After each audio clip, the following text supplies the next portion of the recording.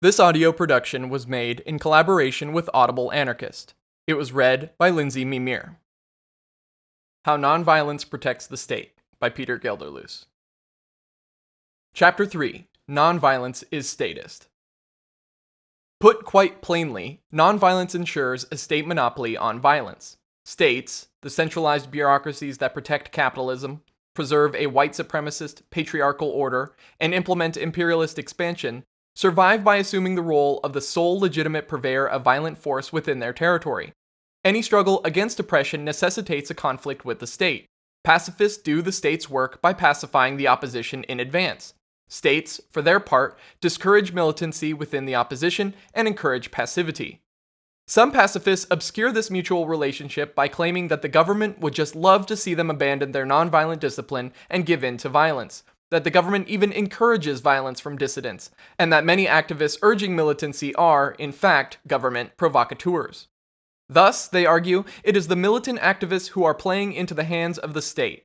Although, in some instances, the US government has used infiltrators to encourage resistant groups to hoard weapons or plan violent actions, for example, in the cases of the Molly Maguires and Jonathan Jackson's attempted courthouse strike, a critical distinction must be made. The government only encourages violence when it is sure that the violence can be contained and will not get out of hand. In the end, causing a militant resistance group to act prematurely or walk into a trap eliminates the group's potential for violence by guaranteeing an easy life sentence or allowing authorities to sidestep the judicial process and kill off the radicals more quickly.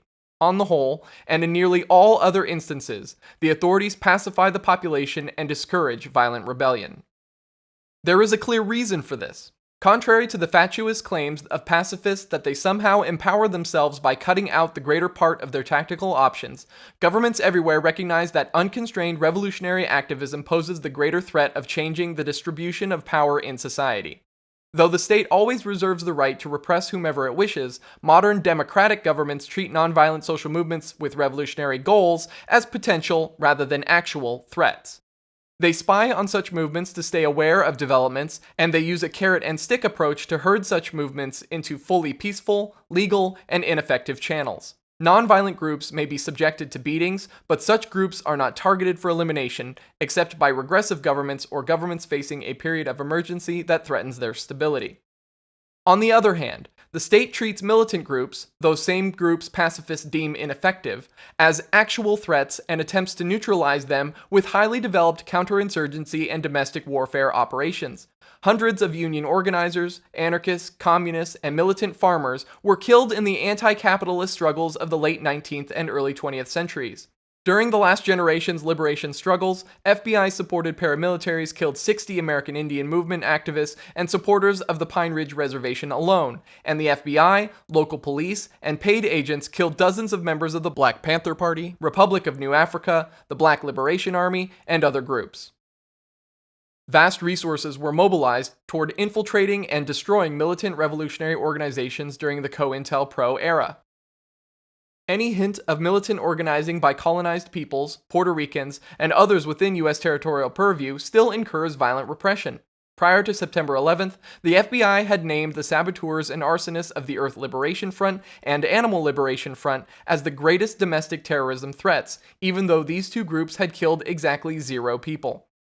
Even since the bombings of the World Trade Center and the Pentagon, the ELF and ALF have remained priorities for government repression, as seen in the arrests of over a dozen alleged ELF-ALF members.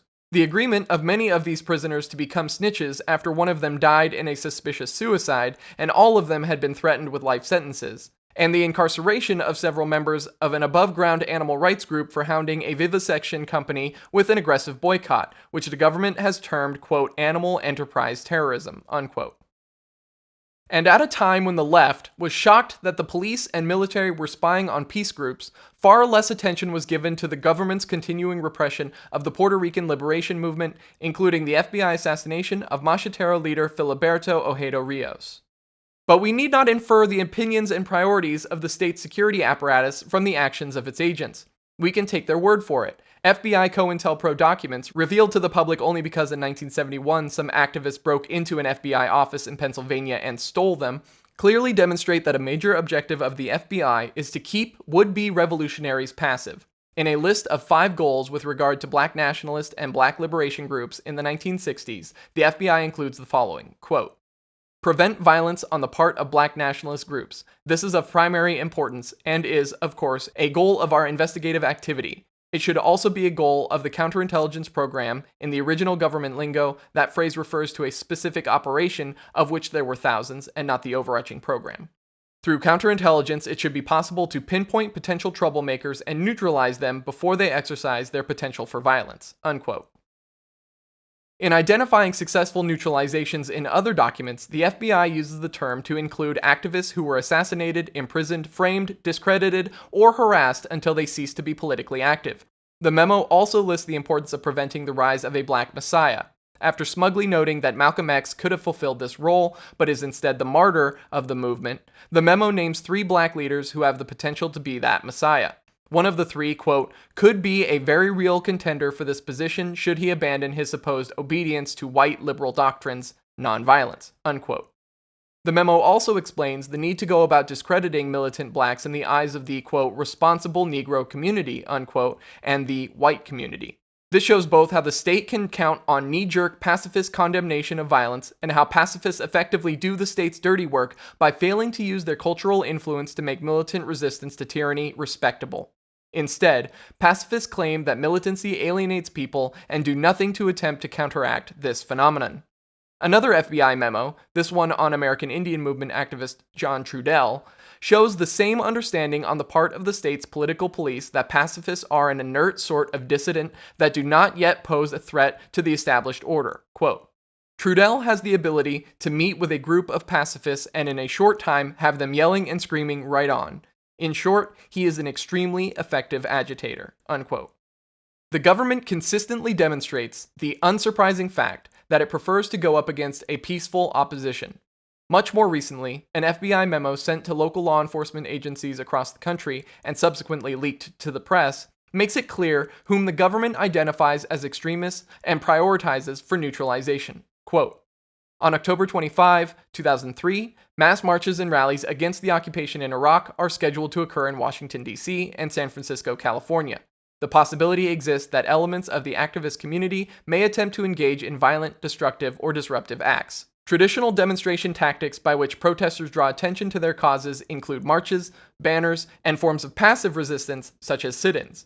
Extremist elements may engage in more aggressive tactics that can include vandalism, physical harassment of delegates, trespassing, the formation of human chains or shields, makeshift barricades, devices used against mounted police units, and the use of weapons, such as projectiles and homemade bombs." Unquote. The bulk of the memo focuses on these extremist elements clearly identified as activists employing a diversity of tactics as opposed to pacifist activists who are not identified as a major threat. According to the memo, extremists exhibit the following identifying characteristics. Quote, "Extremists may be prepared to defend themselves against law enforcement officials during the course of a demonstration. Masks, gas masks, goggles, scarves, scuba masks, filter masks, and sunglasses can serve to minimize the effects of tear gas and pepper spray, as well as obscure one's identity. Extremists may also employ shields, trash can lids, sheets of plexiglass, truck tire inner tubes, etc., and body protection equipment, layered clothing, hard hats and helmets, sporting equipment, life jackets, etc., to protect themselves during marches. Activists may also use intimidation techniques such as videotaping and the swarming of police officers to hinder the arrest of other demonstrators. After demonstrations, activists are usually reluctant to cooperate with law enforcement officials.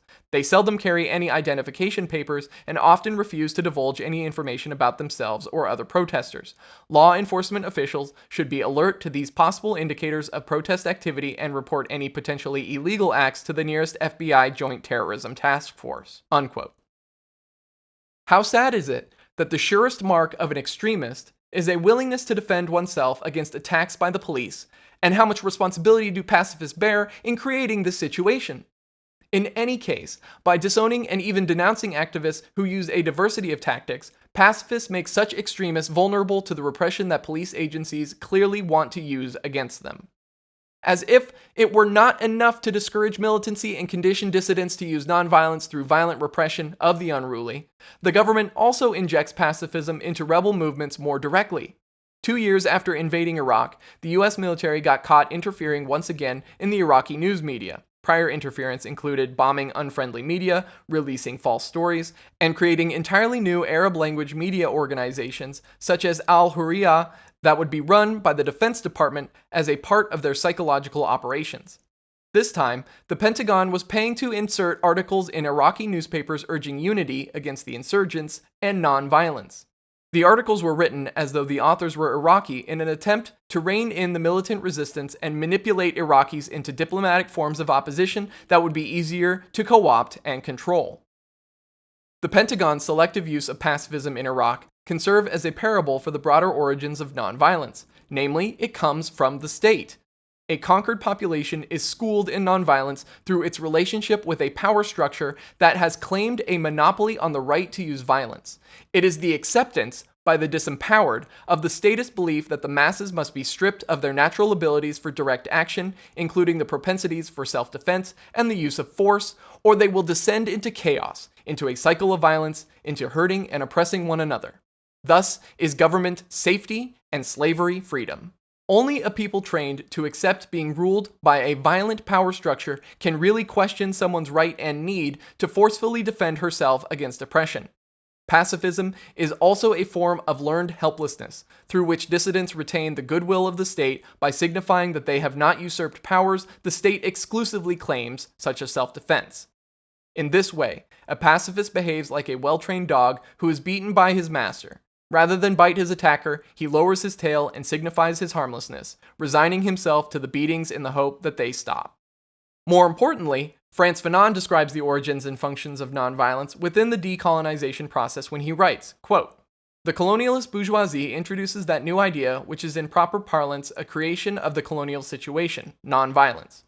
In its simplest form, this nonviolence signifies to the intellectual and economic elite of the colonized country that the bourgeoisie has the same interests as they.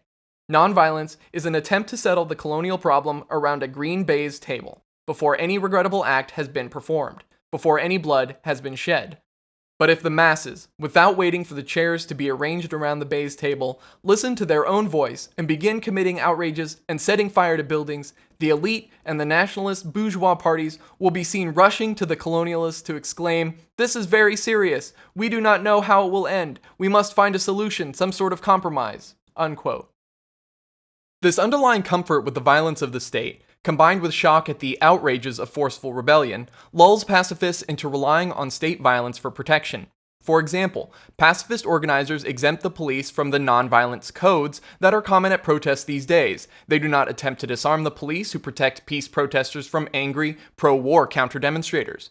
In practice, pacifist morality demonstrates that it is more acceptable for radicals to rely on the violence of the government for protection than to defend themselves. It is fairly obvious why the authorities would want radicals to remain vulnerable, but why do pacifists? It is not as though supporters of nonviolence have had a shortage of opportunities to learn what happens to defenseless radicals. Take, for example, the 1979 rally against white supremacy in Greensboro, North Carolina. An assortment of black and white workers, labor organizers, and communists, accepting the premise that disarming and allowing a police monopoly on violent force would better ensure peace, agreed to not carry weapons for protection. The result was an event now known as the Greensboro Massacre. The police and FBI collaborated with the local Klan and Nazi Party to attack the demonstrators, who were relying on police protection. While the police were conveniently absent, the white supremacists attacked the march and shot 13 people, killing 5. When the police returned to the scene, they beat and arrested several protesters and let the racist thugs get away.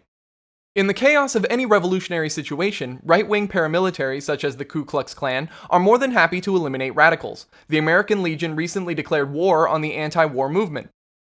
That organization's history of lynching anarchist labor organizers suggests the means they'll use when their beloved flag is threatened.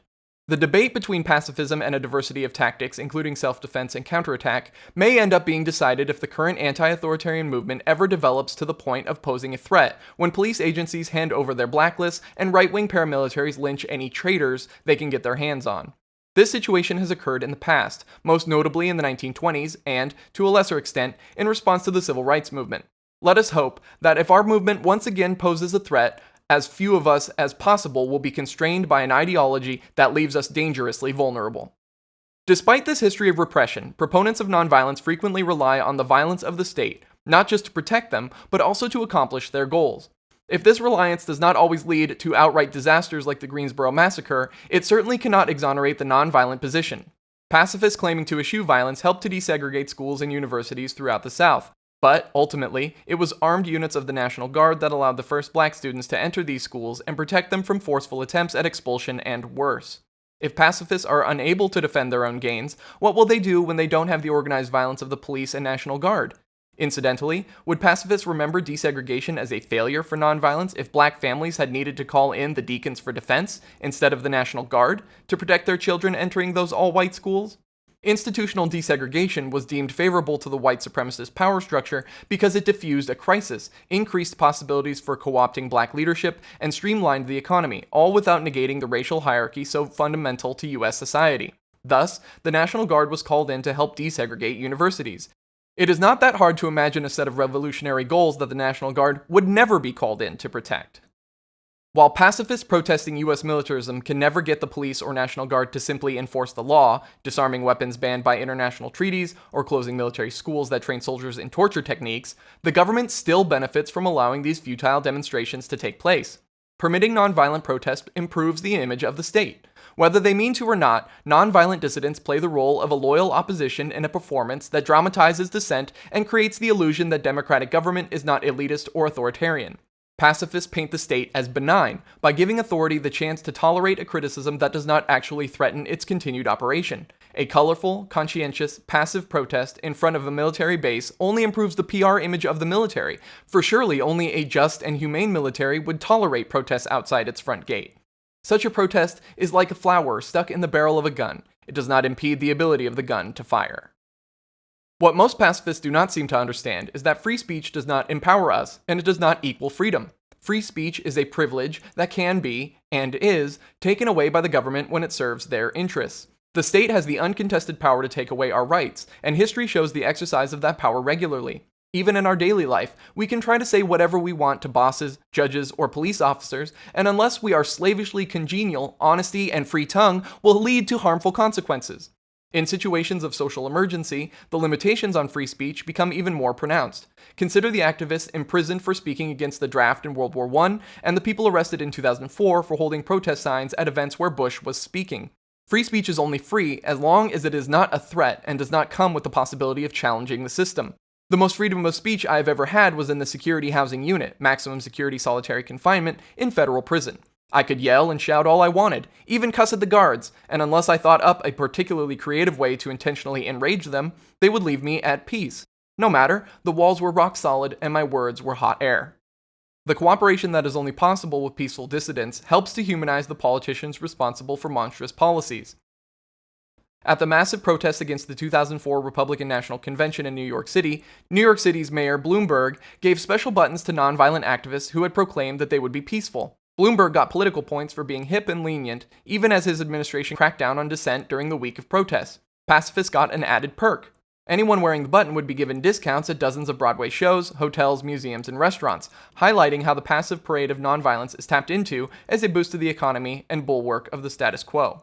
As Mayor Bloomberg put it, quote, "It's no fun to protest on an empty stomach," unquote. And the anti-RNC protests in New York were little more than that, fun. Fun for college students, Democratic canvassers, and Green Party activists to walk around holding witty signs with like-minded, enlightened progressives. A huge amount of energy was expended weeks in advance by the institutional left and the police in attempts to alienate and exclude more militant activists. Someone with a lot of resources distributed thousands of leaflets the weekend before the convention, making the idiotic claim that violence, say a riot, would improve Bush's image, when in reality, a riot, though it certainly would not have helped the Democrats, would have tarnished Bush's image as a leader and uniter. The leaflet also warned that anyone advocating confrontational tactics was likely a police agent.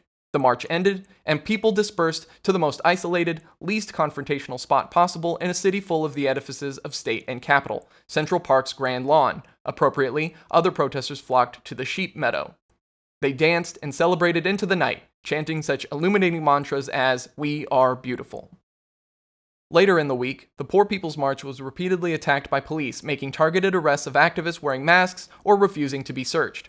March participants had agreed to be nonviolent because the march included many people, such as immigrants and people of color, whom march organizers were ostensibly concerned about as being more vulnerable to arrest. But when activists, peacefully, swarmed police officers to attempt to discourage the arrests, the activists were urged to ignore the arrests and keep moving, with march peacekeepers and police shouting identical messages to the crowd: move along, stick to the march route. Obviously, all attempts at conciliation and de-escalation failed. The police were every bit as violent as they chose to be. The next day, Jamal Holliday, a black New York City resident from a disadvantaged background, was arrested for self-defense assault of a plainclothes NYPD detective, one of several who had, with no provocation, driven their mopeds into the peaceful crowd at the Poor People's March, hurting several people and running over my foot. This happened at the end of the rally, when many of the march participants, including the supposedly vulnerable, were quite upset with the march leaders' passivity and the continued police brutality. At one point, a crowd of protesters who had just been attacked by police began screaming at an organizer who was yelling at them through a bullhorn to get away from the police. There was nowhere to go, because they were provoking the cops. The response to Holliday's arrest shows a hypocrisy that privileges state violence over even the right of people to defend themselves. The same pacifist segments of the march who raised the stink about the peaceful protesters whom police arrested en masse on August 31st, a day reserved for civil disobedience-style protests, remained silent toward and unsupportive of Holliday while he endured the excruciating, drawn-out violence of the penal system. Apparently, for the pacifists, protecting an allegedly violent activist from a far greater violence comes too near to blurring their principled stance against violence. Nonviolent activists go further than endorsing state violence with their silence. They are often vocal in justifying it. Pacifist organizers waste no opportunity to declare a ban on violence within their protests because such violence would justify repression by the police, which is perceived as inevitable, neutral, and beyond reproach. The 1999 anti-WTO protests in Seattle are a typical example. Though police violence, in this case the use of torture tactics against peaceful protesters blockading the summit site, preceded the violent property destruction by the Black Bloc, everyone from pacifists to the corporate media blamed the police riot on the Black Bloc. Perhaps the major grievance was that decentralized, non-hierarchically organized anarchists stole the spotlight from the big-budget NGOs that require an aura of authority to keep receiving donations. The official claim was that the violence of the protests demonized the entire movement, though even the president himself, Bill Clinton, declared from Seattle that a violent fringe minority was solely responsible for the mayhem. In fact, the violence of Seattle intrigued and attracted more new people to the movement than were attracted by the tranquility of any subsequent mass mobilization. The corporate media did not, and never will, explain the motives of the activists, but the violence, the visible manifestation of passion and fury, of militant commitment in an otherwise absurd world, motivated thousands to do the research on their own. That is why Seattle is thought of by the ahistorical as the beginning or birth of the anti-globalization movement. Similarly, an article advocating nonviolence in The Nation complains that violence in Seattle and Genoa, where Italian police shot and killed a protester, quote, created negative media images and provided an excuse for even harsher repression, unquote. I will digress for a moment here to point out that the state is not a passive thing. If it wants to repress a movement or organization, it does not wait for an excuse, it manufactures one. The American Indian movement was not a violent organization. The vast majority of its tactics were peaceful, but members did not restrict themselves to nonviolence. They practiced armed self-defense and forceful occupations of government buildings, often with great results. To justify repression against AIM, the FBI manufactured the dog soldier teletypes, which were passed off as AIM communiques discussing the supposed creation of terror squads to assassinate tourists, farmers, and government officials. These teletypes were part of a general FBI disinformation campaign instrumental in allowing the consequence-free, for the government, false imprisonment and murder of several AIM activists and supporters. About such campaigns, the FBI says, quote, it is immaterial whether facts exist to substantiate the charge. Disruption through the media can be accomplished without facts to back it up, unquote. If, in the eyes of the government, it is immaterial whether an organization deemed a threat to the status quo has or has not committed a violent act, why do proponents of nonviolence continue to insist that the truth will set them free? The previously mentioned Nation article demands a strict, movement-wide adherence to nonviolence, criticizing another pacifist organization's refusal to openly condemn activists who use a diversity of tactics. The author laments, quote, it's impossible to control the actions of everyone who participates in a demonstration, of course, but more vigorous efforts to ensure nonviolence and prevent destructive behavior are possible and necessary. A 95% commitment to nonviolence is not enough, unquote. No doubt, a more vigorous commitment to nonviolence means that activist leaders must more frequently utilize the police as a force for peace to arrest troublemakers. This tactic has most certainly been applied by pacifists already. In fact, the first time I ever got assaulted at a protest, it was not by the police but by a peace marshal, who tried to push me to the curb while I and several others were holding an intersection to keep the police from dividing the march and potentially mass arresting the smaller segment. Notably, my resistance to the peace marshal's light attempts to push me back visibly singled me out to the police, who were overseeing the work of their proxies, and I had to duck back into the crowd to avoid being arrested or assaulted more forcefully. Can anyone imagine revolutionary activists declaring that they would need to be more vigorous in making sure that every participant in an event hits a cop or throws a brick through a window? On the contrary, most anarchists and other militants have bent over backwards in working with pacifists and ensuring that at joint demonstrations, people opposed to confrontation, afraid of police brutality, or especially vulnerable to legal sanctions could have a safe space. Pacifism goes hand in hand with efforts to centralize and control the movement. The concept is inherently authoritarian and incompatible with anarchism because it denies people the right to self-determination in directing their own struggles. The pacifist reliance on centralization and control, with a leadership that can take vigorous efforts to prevent destructive behavior, preserves the state within the movement and preserves hierarchical structures to assist state negotiations and state repression. History shows that if a movement does not have a leader, the state invents one. The state violently eliminated the anti-hierarchical labor unions of the early 20th century, whereas it negotiated with, elevated, and bought off the leadership of the hierarchical unions. Colonial regimes appointed chiefs to stateless societies that had none, whether to impose political control in Africa or negotiate deceptive treaties in North America. Additionally, leaderless social movements are especially hard to repress. The tendencies of pacifism towards negotiation and centralization facilitate efforts by the state to manipulate and co-opt rebellious social movements. They also make it easier for the state to repress a movement if it decides that there is a need to do so. But the pacifist vision of social change comes from a privileged vantage, where full state repression is not a real fear. An essay on strategic nonviolence that came highly recommended from some pacifist acquaintances includes a diagram. Nonviolent activists are on the left, their opponents, presumably reactionaries, are on the right, and undecided third parties are in the middle.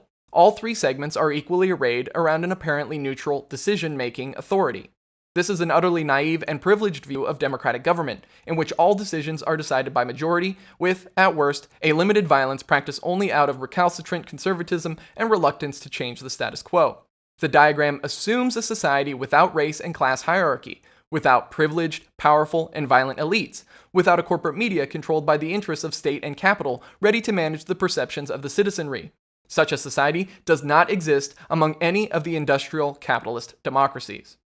Within such a model of social power, revolution is a morality play, an advocacy campaign that can be won by, quote, the ability of dignified suffering, for example, the anti-segregation students sitting in at whites-only lunch counters while enduring verbal and physical attacks, to attract sympathy and political support, unquote. First of all, this model assumes an analysis of the state that is remarkably charitable and remarkably similar to how the state might describe itself in public school civics textbooks. In this analysis, government is a neutral and passive decision-making authority that responds to public pressures. It is, at best, fair, and at worst, beset by cultural conservatism and ignorance. But it is not structurally oppressive. Second, this model puts pacifists in the position of pressuring and negotiating with a decision-making authority that, in reality, is consciously bound by self-interest, willing to break any inconvenient law it may have set down, and structurally integrated with and dependent on the systems of power and oppression that galvanize the social movement in the first place. Modern governments, which have long studied methods of social control, no longer view peace as the default social condition, interrupted only by outside agitators. Now, they understand that natural control of the world they have created, I should editorialize, is conflict. Rebellion to their rule is inevitable and continuous. Statecraft has become the art of managing conflict, permanently. As long as rebels continue to carry olive branches and a naive view of the struggle, the state knows that it is safe. But the same governments whose representatives hold polite talks with or rudely dismiss conscientious hunger strikers also constantly spy on the resistance and train agents in counterinsurgency. Warfare techniques drawn from wars of extermination waged to subdue rebellious colonies from Ireland to Algeria. The state is prepared to use those methods against us. Even when the government stops short of exterminatory forms of repression, dignified suffering simply stops being fun. And pacifists who have not fully dedicated their futures to revolution by declaring war on the status quo lose the clarity of conviction. Maybe they somehow did something to deserve or provoke the repression, and drop out. Consider the 1999 Seattle protest and the successive mass mobilizations of the anti-globalization movement. Activists in Seattle were brutalized, but they took it on their feet, fighting back, and many were empowered by the experience. The same goes for the Quebec City demonstrations against the free trade area of Americas. At the other end, police repression at the 2003 anti-FTAA protests in Miami was wholly undeserved even by legalistic standards. Protesters were not empowered or dignified by the one-sided violence. They were brutalized, and many people were scared away from further participation, including activists who were sexually assaulted by police while locked up. In the even more passive protests in Washington, D.C., the yearly demonstrations against the World Bank, for instance, nonviolent resistance, consisting of the occasional orchestrated lockdown, arrest, imprisonment, and release, were not empowering so much as tedious and marked by dwindling numbers. They were certainly not successful in winning media attention or influencing people with the spectacle of dignified suffering, though in every case, the criteria used by the pacifist organizers to ascertain victory was a combination of nothing more than the numbers of participants and the absence of violent confrontation with authorities or property. In the final analysis, the state can use nonviolence to defeat even a revolutionary movement that has otherwise become powerful enough to succeed. In Albania in 1997, government corruption and economic collapse caused a large number of families to lose all their savings. In response, the, quote, Socialist Party called a demonstration in the capital, hoping to make itself the leader of a peaceful protest movement, unquote. But the resistance spread far beyond the control of any political party. People began arming themselves, burning or bombing banks, police stations, government buildings, and offices of the Secret Service, and liberating prisons, quote. Much of the military deserted, either joining the insurgents or fleeing to Greece, unquote. The Albanian people were poised to overthrow the system that was oppressing them, which would give them a chance to create new social organizations for themselves. Quote, by mid-March, the government, including the secret police, was forced to flee the capital, unquote. Soon after, several thousand European Union troops occupied Albania to restore central authority. The opposition parties, which all along had been negotiating with the government to find a set of conditions to induce the rebels to disarm and convince the ruling party to step down so that they could step up, were instrumental in allowing the occupation to pacify the rebels, conduct elections, and reinstitute the state. Similarly, Frantz Fanon describes opposition parties that denounced violent rebellion in the colonies out of a desire to control the movement. Quote, after the first skirmishes, the official leaders speedily dispose of militant action which they label as childishness. Then, the revolutionary elements which subscribe to them will rapidly be isolated. The official leaders, draped in their years of experience, will pitilessly disown these adventurers and anarchists, unquote. As Fanon explains regarding Algeria in particular, and anti-colonial struggles in general, quote, the party machine shows itself opposed to any innovation, unquote, and the leaders, quote, are terrified and worried by the idea that they could be swept away by a maelstrom whose nature, force, or direction they cannot even imagine, unquote. Though these oppositional political leaders, whether in Albania, Algeria, or elsewhere, generally do not identify as pacifists, it is interesting to note how they play a similar role. For their part, genuine pacifists are more likely to accept the deceptive olive branches of pacifying politicians than offers of solidarity from armed revolutionaries. The standard alliance and fraternizing between pacifists and progressive political leaders who counsel moderation serve to fracture and control revolutionary movements. It is in the absence of significant pacifist penetration into popular movements that political leaders fail to control those movements and are rejected and amputated as elitist leeches. It is when nonviolence is tolerated by popular movements that these movements are hamstrung. In the end, nonviolent activists rely on the violence of the state to protect their gains, and they do not resist the violence of the state when it is used against militants. In fact, they often encourage it.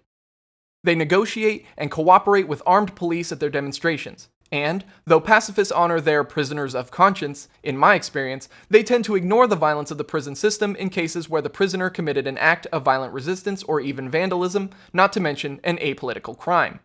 When I was serving a 6-month prison sentence for an act of civil disobedience, pacifists across the country flooded me with support.